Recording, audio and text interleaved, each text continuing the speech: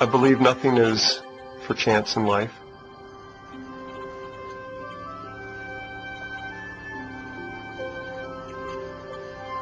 I believe that it was one of my purposes in life to find something and bring it to market.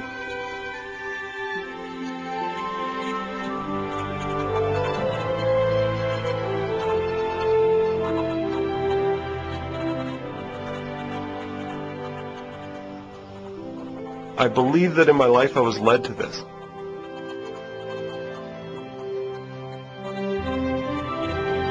And it was a dream of mine.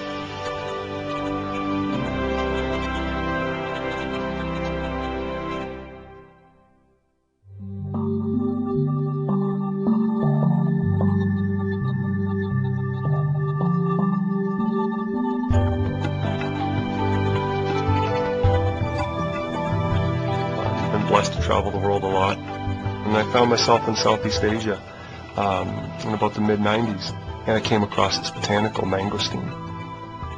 They were telling me, this is the queen of fruit. I asked, why is it the queen of fruit? Oh, it's because Queen Victoria says it's the best tasting fruit in all the world. And so that, as I studied a little bit more, I found that the local folklore was not about the fruit itself, but it was about the peel. That the people of Southeast Asia, of India, Thailand, Malaysia, Indonesia, Philippines, Cambodia, Laos, Vietnam, would use this rind, use this, the peel of this fruit. They'd boil it and make a tea out of it, and they drink it for stomach problems. They drink it for dysentery. They drink it for diarrhea. They drink it to help bring down the fever with malaria. They'd make a poultice out of it, and they'd put it on their skin for skin conditions. And I found that very intriguing. I thought, oh, wow, it's got folklore, it's got a story behind it. I got very excited about this. So I phoned my brother Gord, and I phoned Aaron. And I said, guys, I think we got something here. I think we have something special. My mom had a health food store, you know, of course. My father had a health and nutrition business, and he was saying, oh, there's this fruit, the mangosteen. And I remember him saying, did Mom ever talk about this? Did Dad ever talk about this? And I was like, mangosteen, I don't know.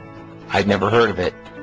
And he said, well, it's kind of the rage amongst traditional healers over here.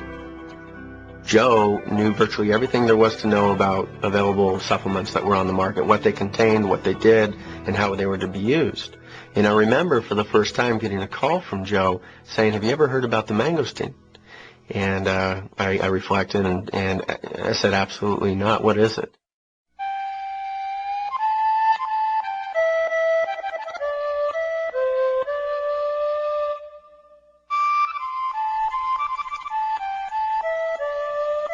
Just this little fruit, about the size of a tangerine. It's dark purple in color. It has a very large leaf to it. And inside there's a very white fruit. And I remember him saying, you know, this tastes really good compared to a lot of supplements we've been brought up with that taste really bad. Immediately we thought, well, there can't be much efficacy in it because of the fact that it tastes good. As it turns out, the rind encasing this fruit happens to be one of the most nutrient-dense substances on the earth. He described it and talked about the folklore uses and some of the questions he had posed to some of the native people of Southeast Asia, and gave Joe actually an idea of what the mangosteen had been used for. We took our research and we actually presented it to Dr. David Morton. I was introduced to the mangosteen fruit through my older brother Joseph. Well, I told Joseph, if there isn't any science behind this fruit, I will tell you, and it's something I won't get involved in. You won't need a scientist if there's no science behind it. So he started to do some scans that he has access to, university scans around the world. And we actually asked him to do Medline searches on these databases to see if there was any research whatsoever on the mangosteen itself.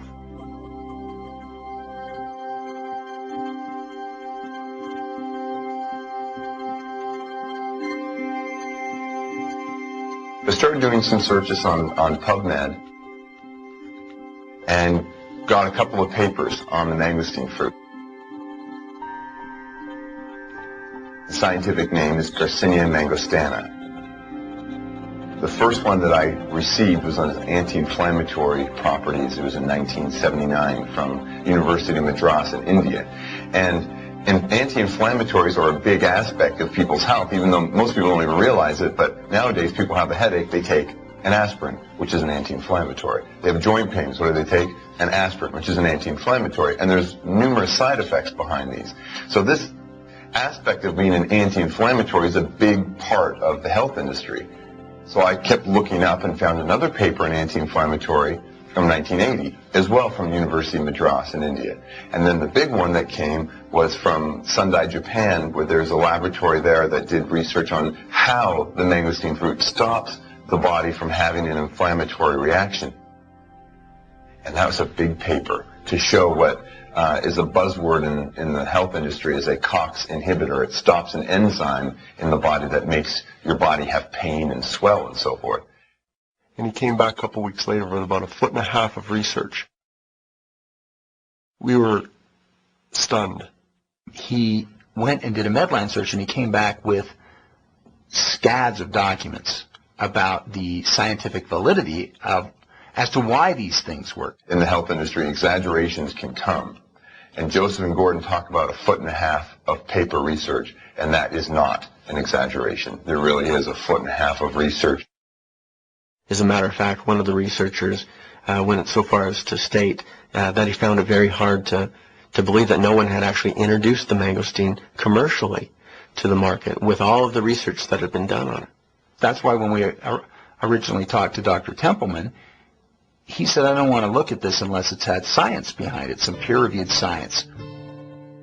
I was approached by someone on staff at the University of Utah Medical School, who I respected, and he asked me to take a look at some papers.